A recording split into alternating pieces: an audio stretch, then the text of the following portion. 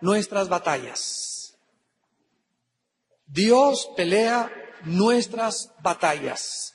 Esta va a ser la serie que vamos a iniciar en este año y hoy tenemos como subtítulo la justicia sagrada de Dios.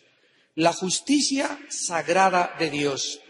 Una de las cosas más importantes que nosotros debemos aprender como cristianos es que si Dios no está con nosotros, nunca ganaremos ninguna batalla. Si Dios no está de tu lado, no va a poder funcionar tu matrimonio. Si no tienes a Dios de tu lado, tus enemigos te derrotarán, te humillarán y te avergonzarán. Si Dios no está de tu lado, no vas a poder sacar a tu familia adelante. Si Dios no está de tu lado, no importa el negocio que emprendas, si Jehová no edifica la casa, en vano trabajan los que la están construyendo. Si Jehová no vela, en vano vela la guardia. Salmo 127. Entonces, la lección que Dios en el Antiguo Testamento les quiso dar a su pueblo es que las batallas no las ganaba la fuerza de los soldados, la estrategia o la inteligencia militar de los generales, sino era Dios. Era Él el que les daba la victoria. Un ejemplo de esto lo vemos en Éxodo cuando Moisés va con Josué y Moisés se sube a una montaña y Josué está abajo en un valle peleando contra Amalec. Entonces Moisés le pide a Aarón y a otro hermano a que le levanten las manos con la vara. Y dice la Biblia que cuando Moisés levantaba las manos con la vara, abajo en el campo de batalla prevalecía Josué. Y cuando Moisés bajaba la vara, prevalecía o estaba ganando Amalec. Qué lección espiritual tan preciosa, porque Dios estaba enseñando que en la guerra la mano levantada con la vara significa la oración. Mientras nosotros estemos orando y seamos hombres y mujeres de oración, vamos a tener victoria en todas nuestras batallas. No existe ninguna victoria, ni ninguna pelea, ninguna lucha en la vida que pueda ser ganada por fuerzas humanas, por habilidades humanas, por capacidades humanas, por la inteligencia o el conocimiento del ser humano. Todo es ganado a través de la oración. Si tú no eres una persona disciplinada en la oración y no oras por lo menos, todos los personajes de la Biblia, Daniel, Abraham, Moisés, David, Jesucristo, oraban 3 veces al día. Oraban en la mañana, en la hora sexta, en la hora novena, en la mañana a las 12 o más o menos y a las 3 de la tarde. Era el tiempo de oración de todos los hombres de Dios. ¿Estás tú acostumbrado a orar así? No levantes tu mano. Pero antes de comenzar a entrar en materia, vamos a ver algunos versículos que nos van a servir para demostrar que toda la guerra en la tierra de Canaán, después de que Josué se quedó con todos los hijos de los que habían salido de Egipto para comenzar a introducirlos a Canaán, Dios le muestra a Josué la misma lección que va a ser el tema de nuestra serie. Vean ustedes, por ejemplo, Josué 10. Vamos a dar una vista panorámica al libro de Josué. Josué 10, versículo 8. Josué 10, versículo 8. Y Jehová dijo a Josué, no tengas temor de ellos, porque yo los he entregado en tu mano. Y ninguno de ellos prevalecerá delante de ti. O sea que si Dios a nuestros enemigos no los humilla, nosotros no los vamos a humillar. Si Dios no es tu escudo y tu fortaleza delante de ti, las flechas de tus enemigos y de mis enemigos me van a lastimar y me van a herir. No tengas temor porque ninguno de tus enemigos va a prevalecer contra ti. Yo los estoy entregando en tus manos. Versículo 14 del mismo capítulo. Y no hubo día como aquel, ni antes ni después de él, habiendo atendido Jehová la voz de un hombre, porque Jehová peleaba por Israel. ¿Se imaginan ustedes quién le iba a ganar a Israel? Imagínate nada más, si Dios con nosotros, ¿quién contra nosotros? Versículo 24 y 25 del mismo capítulo. Y cuando los hubieron llevado Josué, llamó Josué a todos los varones de Israel y dijo a los principales de la gente de guerra que habían venido con él: acercaos y poned vuestros pies sobre los cuellos de estos reyes. Y ellos se acercaron y pusieron sus pies sobre los cuellos de ellos.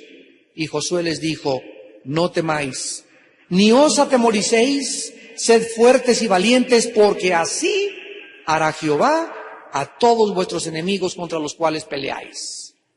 ¿Qué significa ponerle la pierna, ahora sí que en el pescuezo de pollo, verdad, de un enemigo? ¿Qué significa? Que tú lo has derrotado. Pero no eres tú, sino Jehová el que lo puso en el suelo para que tú lo pisaras. Cristo les dijo a sus apóstoles: hollaréis serpientes y escorpiones, y ningún enemigo ni fuerza del enemigo os hará daño. ¿Saben ustedes que en el Nuevo Testamento los enemigos que tenía Israel eran físicos y eran reyes? Y ahora nuestros enemigos, ¿quiénes son? Efesios 6:12. No tenemos lucha contra sangre y carne ya. En el Antiguo Testamento todas las batallas eran con escudo, y tú te preguntas, ¿por qué tantas guerras en el Antiguo Testamento? Porque todas las estrategias militares, espirituales del Antiguo Testamento son una ilustración en el Nuevo Testamento de nuestras guerras espirituales. La misma forma como se ganaba físicamente la guerra en el Antiguo Testamento, se gana espiritualmente en el Nuevo Testamento. Ahora no tenemos lucha contra sangre y carne, ahora no estamos con escudos y con espadas, sino ahora luchamos contra huestes espirituales de maldad, contra enemigos invisibles, demonios, principados, potestades, y contra el príncipe de las tinieblas, el cual él nos puede ver y nosotros no lo podemos ver. Estamos en desventaja. ¿Saben ustedes que ahora en la guerra de Irak, cuál es el más grande problema que nunca en ninguna guerra se había visto? Que los soldados americanos no saben quién es el enemigo, porque están disfrazados de civiles. En una guerra, tú ves, en la Segunda Guerra Mundial, ese es, con el casco es nazi, y traían su uniforme de nazis. Me lo he hecho. En la guerra de Corea, en la guerra de Vietnam, ¿sabías quiénes eran los soldados por el uniforme que tenían en esta guerra de Irak? No saben porque no están disfrazados con uniforme militar. Traen uniforme civil y llegan a los campamentos de los americanos con bombas humanas, como suicidas. Y es una guerra que va a ser imposible poder ganar. Pues esto es una ilustración de nuestra guerra. Estamos luchando contra enemigos que no vemos. Tu casa, a lo mejor están en el tinaco arriba de tu casa. A lo mejor los tienes debajo del colchón. Hasta en los zapatos tienen demonios algunos, en los calcetines. Y tú no sabes ni por dónde se te han metido. Qué terrible que comiencen a entrar a tu casa y comenzar a minar tu casa. Y tú de repente en tu casa hay muchos gritos en la casa, hay mucha amargura. Mis hijos pleito y pleito y pleito. Mi esposo y yo pique y pique y pique. No se respira la paz. Y nos damos cuenta que dice Santiago, donde hay celos y amargura, ahí está la sabiduría animal, terrenal, diabólica. Santiago capítulo 3. Esos son los síntomas que nos podemos nosotros dar para darnos cuenta que estamos rodeados del enemigo. Entonces, si no estamos con Dios y si no es Dios el que nos está protegiendo, estamos en desventaja. Veamos ahora el versículo 42 del mismo capítulo 10 de Josué, versículo 42. Todos estos reyes y sus tierras Los tomó Josué de una vez porque Jehová, el Dios de Israel, peleaba por Israel. ¿Se dan cuenta cuántas veces aparece esta frase en el libro de Josué? Sigamos leyendo, capítulo 23 de Josué. Capítulo 23 de Josué, versículo 3. 23:3. Y vosotros habéis visto todo lo que Jehová vuestro Dios ha hecho con todas estas naciones por vuestra causa, porque Jehová vuestro Dios es quien ha peleado por nosotros.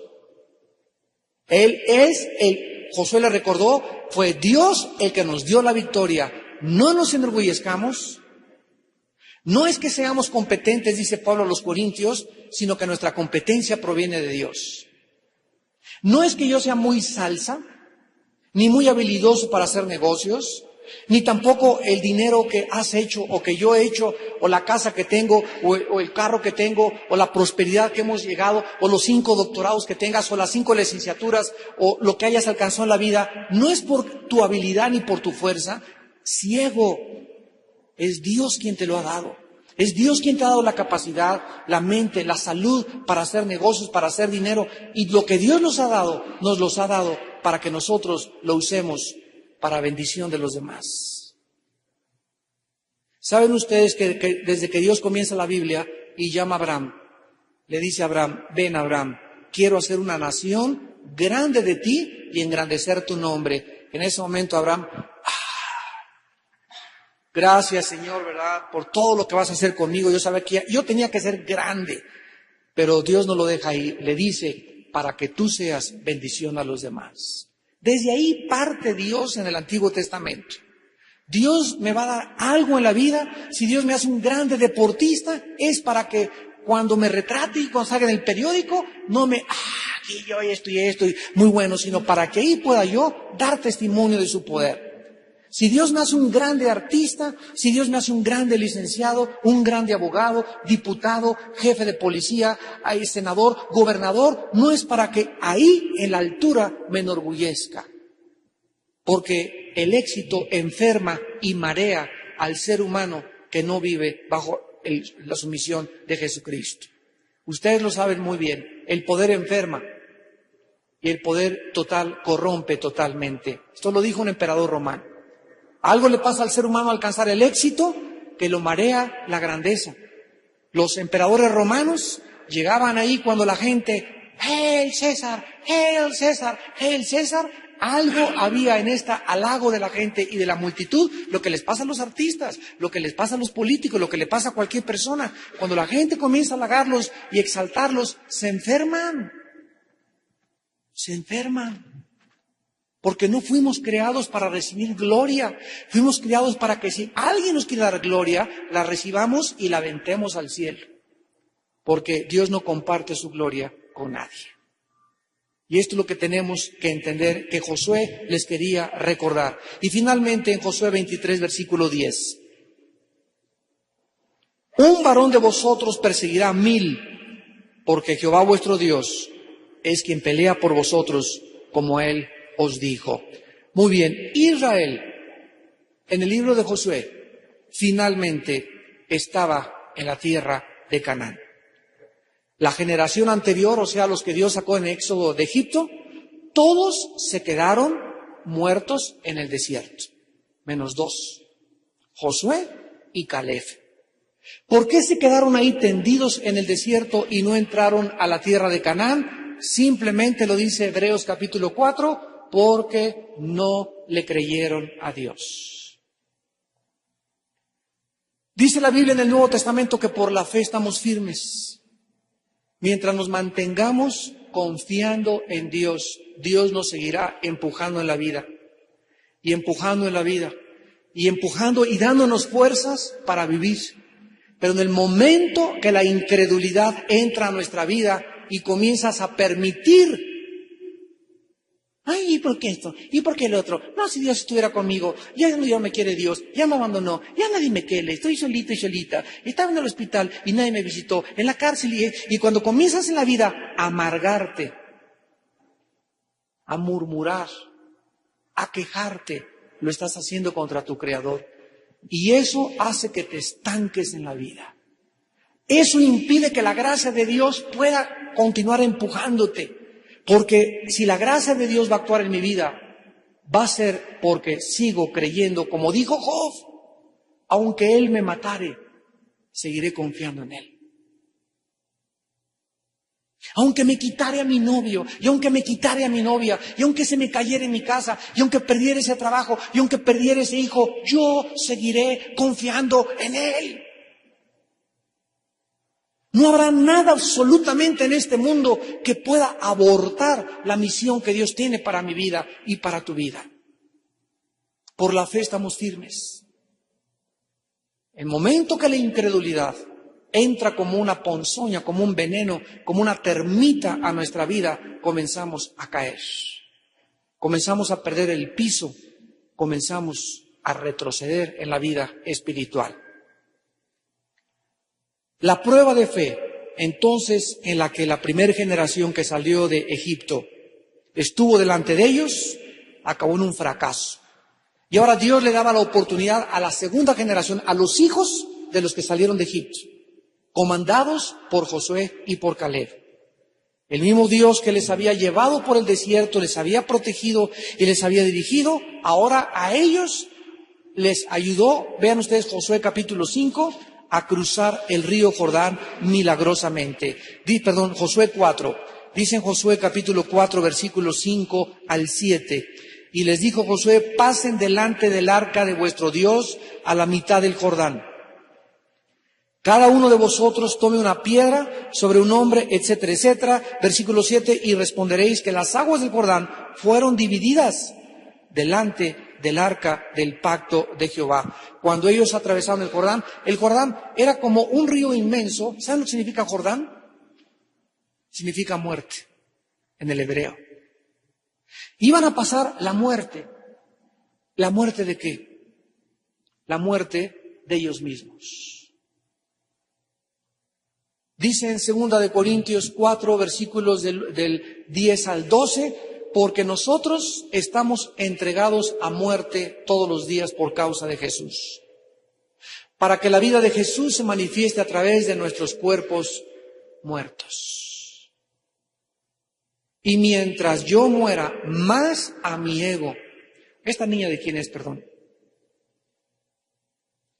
Mientras más muramos nosotros a nuestro ego, más Jesús vive a través de nosotros.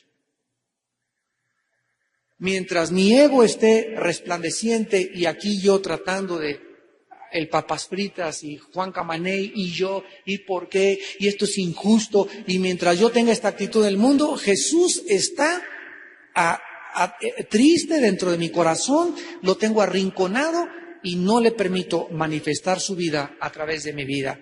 Para que Jesús viva en mi vida, yo necesito morir. Jesús dijo en Marcos 8:35 en adelante, el que no cargue su cruz y me siga, el que no cargue su cruz y me siga, no es digno de seguirme. Dios demanda de nosotros nuestra muerte. ¿Qué es la cruz? Es el símbolo de la muerte donde Jesús fue puesto en el Calvario. Ahora vemos nosotros pues que desde la perspectiva divina Jericó era otro salón de clases. Era otra lección para enseñarles a estos futuros guerreros la lección más importante acerca de la fe de Dios. Al entrar a Canaán había 7 ciudades, eran 7 fortalezas y la primera era Jericó. Era la primera fortaleza que tenía esta nueva generación que enfrentar. ¿Y cuál era la primera lección que tenían que enfrentar? Para seguir conquistando y avanzando y creyendo en Dios. Tenían que aprender que toda victoria depende de Dios. Ahí estaba Josué. Vamos a Josué capítulo 6 y vean ustedes la descripción que el Espíritu Santo nos da. Jericó estaba cerrada. Bien cerrada, dice el Espíritu Santo. Con este énfasis no significa que estaba cerrada, sino que si hubiera quedado, estaba cerrada, había una rendijita por donde se asomaban. A ver, ¿dónde están los judíos? A ver, abre la puerta un poquito. Cuando dice bien cerrada, significa que era inexpugnable, impenetrable. Era imposible que nadie ni siquiera pudiera entrar ni pudiera salir. A causa de los hijos de Israel, nadie entraba ni salía. Mas Jehová dijo a José: mira, yo he entregado en tu mano a Jericó y a su rey con sus varones de guerra. Entonces le dijo Dios: preparen las catapultas, preparen las ondas y preparen las flechas. Eso fue lo que le dijo Dios a Josué. Ven para acá, mi general. Vengan, mis chiquilines. A ver, Señor, aquí ya fuimos al gimnasio en la mañana. Mira, Señor, estamos fuertes. Tenemos 3 o 4 rambos por acá cerca de nosotros. Estamos listos con nuestras catapultas. He hecho una planeación estratégica militar increíble. Vamos a saltar con las redes y con los ganchos y vamos a dar con las escaleras y vamos a derrumbarlos a ellos. Sin embargo, Dios les entrega a su ejército la estrategia para derribar Jericó, y las instrucciones de Dios eran en contra de la mente humana. Josué, quiero que le des una vuelta a Jericó con todos tus soldados. Es Jericó, 1, 2, 1, 2, 1, 2, 1, 2. El segundo día, Josué, quiero que le vuelvas a dar otra vuelta. 1, 2, 1, 2, 1, 2, 1, 2, 1, 2, con todos los soldados. Y así vas a darle 7 vueltas durante 7 días. Y el séptimo día le vas a dar 7 vueltas a la ciudad y vas a esperar lo que va a pasar. Imaginen ustedes el cuarto día, cuando Josué llevaba ya 4 vueltas hacia Jericó. Los que estaban en Jericó, aquí en la muralla, viéndolos, a estos les calentó el sol. Están enchuchados, yo creo, se están fumando de la verde. Imagínense sus enemigos viendo, ¿verdad?, algo inexplicable, dándole vueltas a la fortaleza y sin lanzar ninguna flecha. ¿Qué están haciendo? Digo, se puede observar las murallas desde cualquier ángulo, pero lo que están haciendo es inexplicable. Ahora, esto es la parte de los enemigos. Imagínense los generales de Josué. En el cuarto día: oye, Josué, ¿estás todavía bien de tu cabeza? ¿No te ha calentado demasiado el sol? ¿Se pudieron haber qué cosa? Revelado. Nuestro capitán nos está haciendo cosas tontas e inexplicables. Pero estos generales tenían que aprender que Dios había escogido a un hombre. Y que ese hombre era el líder que Dios había escogido y que no se había autonombrado líder Josué.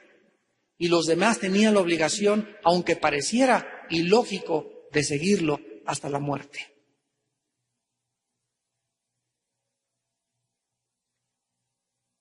¿Pero qué fue lo que les dio la victoria? Creer que esa marcha alrededor de Jericó durante 7 días, al séptimo día llevaban el arca delante y comenzaron los shofares. Y cuando sonaron los shofares en la séptima vuelta, las murallas cayeron sin haber sido disparada ninguna flecha. ¿Quién derrumbó Jericó? ¿Quién peleó esa batalla? ¿Qué lección les quería enseñar Dios? Que no es con espada ni con ejército, mas con mi Santo Espíritu, dice el Señor. ¿Quién va a derrotar a tus enemigos? Tú, oh Dios. ¿Quién va a avergonzar a tus enemigos? Tú, oh Dios. ¿Quién va a darte la victoria en tu matrimonio, en tu trabajo, en nuestra vida particular?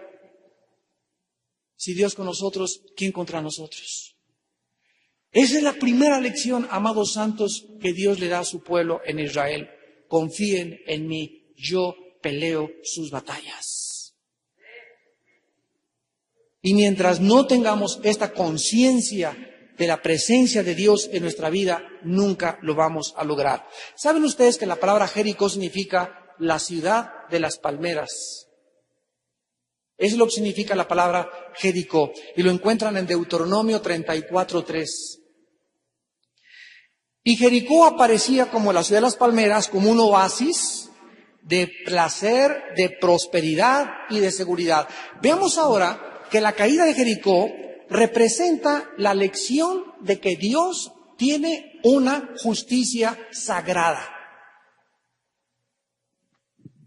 Contrario a esta apariencia de placer, de prosperidad y de deleites, esa ciudad, aunque los habitantes no lo sabían, estaba condenada a la destrucción.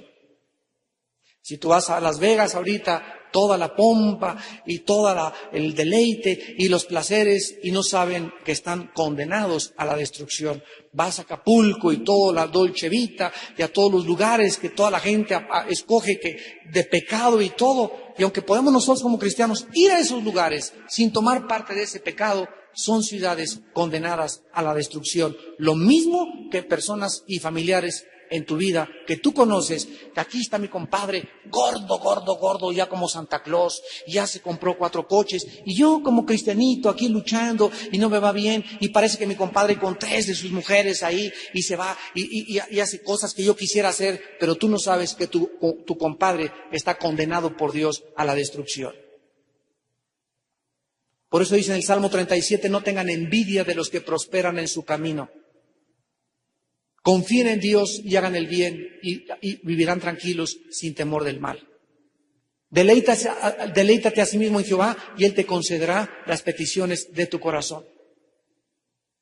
Confía en Jehová y exhibirá tu justicia como la luz y tu derecho como el mediodía. No te excites a hacer lo malo, hijo mío, dice el Señor. No tengas envidia de los pecadores, ni de los que prosperan en su camino a causa de dinero maldito.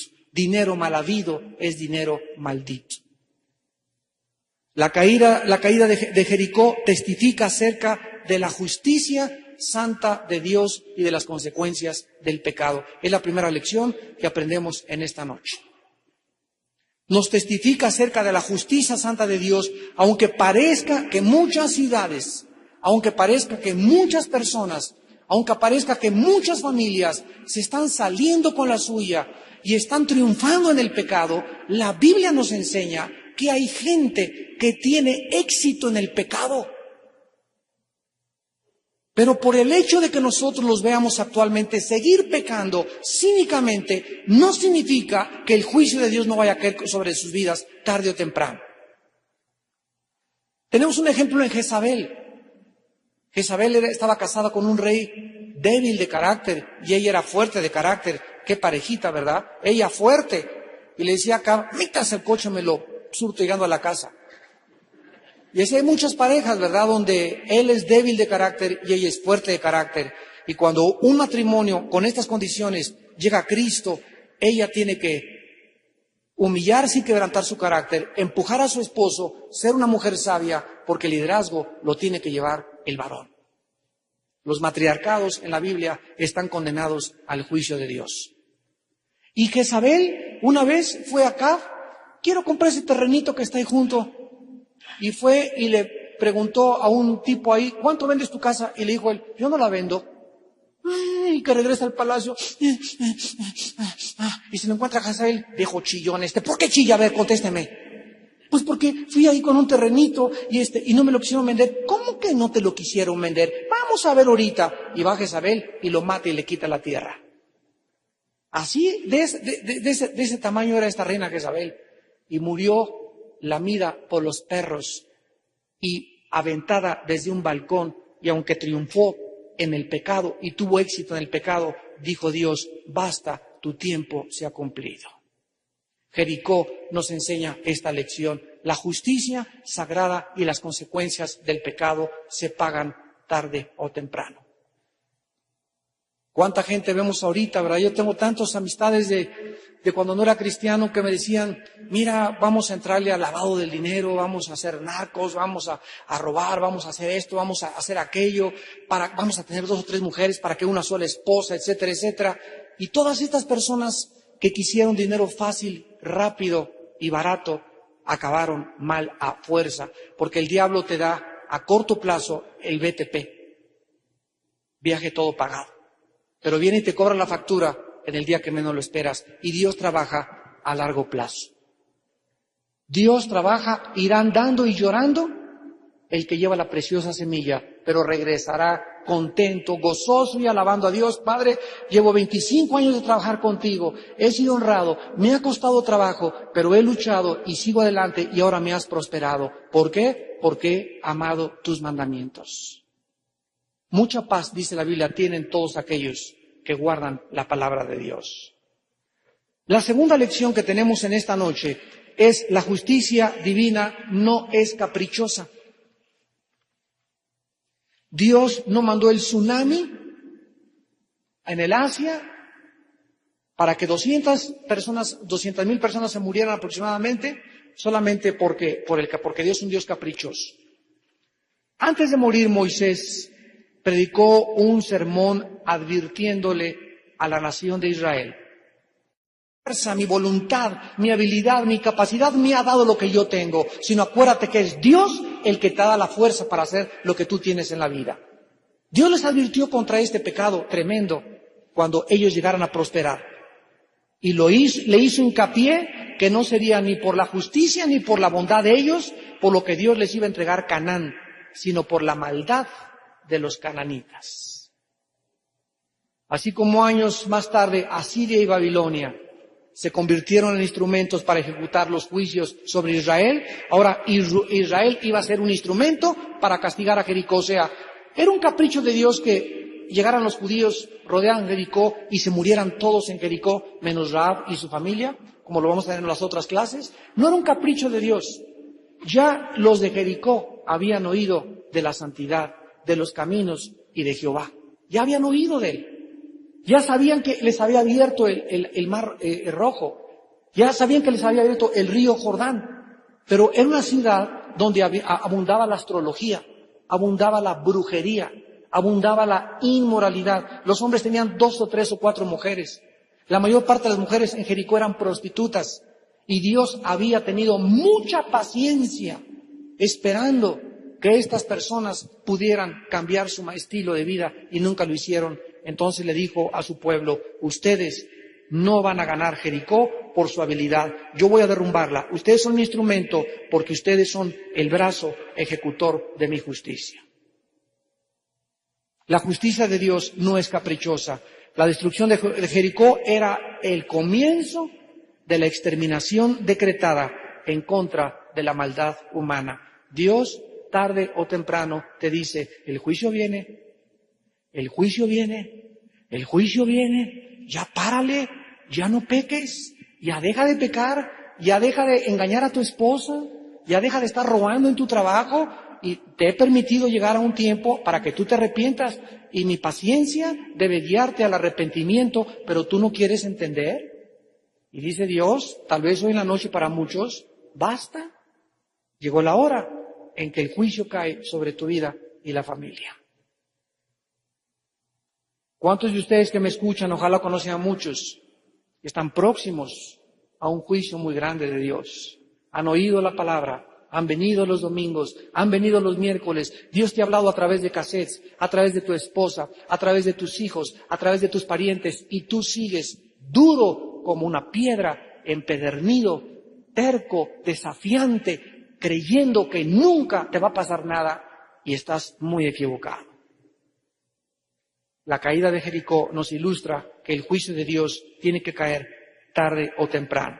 Acusar a Dios de falta de misericordia es negar la justicia de Dios en contra del pecado. Terminemos leyendo Romanos capítulo 2.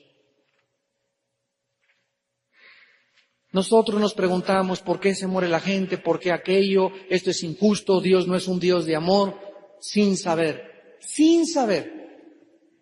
lo que se encuentra detrás de la justicia santa decretada por Dios. Dice Romanos capítulo 2, versículo 4.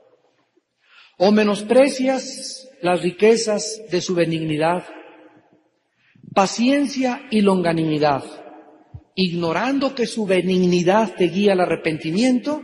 O sea, ¿por qué? Pregúntate en esta noche: ¿no me ha juzgado Dios? ¿Cómo es posible que yo tenga 2 años de adúltera? ¿Cómo es posible que yo tenga ya 3 años que estoy robando, que estoy transando. ¿Cómo es posible que ya tenga yo 2 años que esa deuda de ese hermano, de esa lana que me prestó, ni siquiera le he dado un abono a ese dinero? ¿Cómo es posible que yo pueda seguir siendo tan cínico en la vida y tan desafiante a Dios y al mismo tiempo llamarme cristiano? ¿Sabes por qué dice aquí la Biblia? Por la paciencia de Dios. El hecho que ahorita todavía no te haya pasado nada es para que en esta noche tal vez entiendas que Dios te ha hablado por última vez y te vuelvas a Él en arrepentimiento con tu corazón quebrantado y contrito y le pidas perdón y digas: ya basta, en esta noche quiero dejar de pecar, Señor. Quiero dejar de hacer lo malo. Y yo sé que necesito tu fuerza y tu poder para poder salir, porque no tengo el valor ni dejar de esta mujer, ni dejar de robar. Entiendo que soy insuficiente. Ahora comprendo que tú peleas por mí y tú vas a pelear por mí. Yo te entrego mi vida en esta noche y yo te pido que en esta noche me fortalezcas. Pero necesitas tú tomar esa decisión para que Dios, al ver que tú tomas esa decisión, Él te respalda con su gracia y su misericordia. Anoche leía con mi esposa 2 Samuel 7 y quedamos impactados de algo que Dios nos habló. Se los quiero compartir.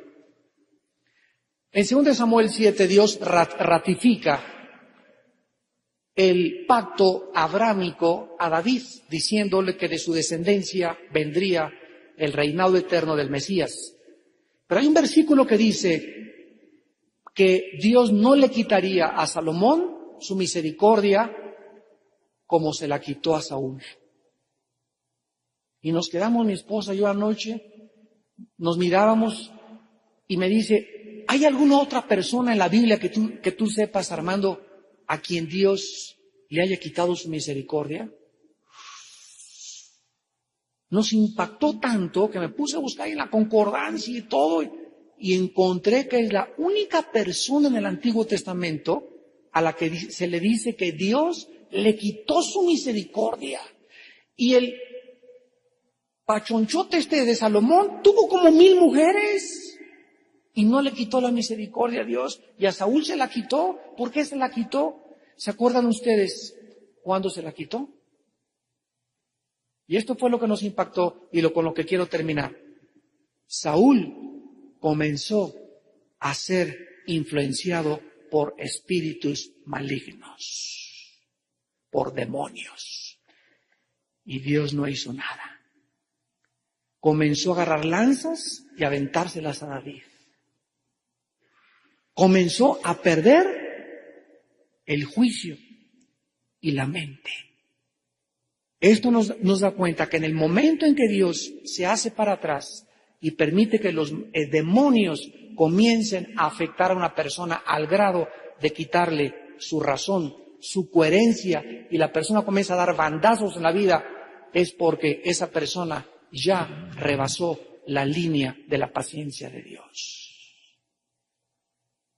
El 90% de las personas en instituciones psiquiátricas se encuentran en esas condiciones, o personas que tú conoces en tu familia o en mi familia o amistades que tenemos, que están bandeando mentalmente con conductas que la psicología le llama esquizofrénicas, que significa 2 o 3 personalidades, y aparecen como normales delante de la gente. No crean que son como los gadarenos, no. Hay gente que llega a su trabajo y tiene una cara. En su casa tiene otra máscara, y cuando llega a la iglesia se pone la máscara de San Cristóbal. Tiene 3 máscaras, ese hombre, esa mujer. Con sus amigas tiene una cara, con sus amigas cristianas tiene otra cara, y en su familia con su esposo tiene otra cara. Esto se llama desorden múltiple de la personalidad. Y es un juicio de Dios. La psicología le llama esquizofrenia, la Biblia le llama Dios ha quitado su misericordia sobre tu vida. El día que nosotros lleguemos a ese punto donde yo no tengo miedo al diablo, lo que me puede hacer el diablo. Yo tengo temor en mi corazón de que Dios sea mi enemigo. No tengas temor de que el diablo sea tu enemigo. Mientras Dios esté de tu lado, ten temor de que Dios se vuelva contra ti.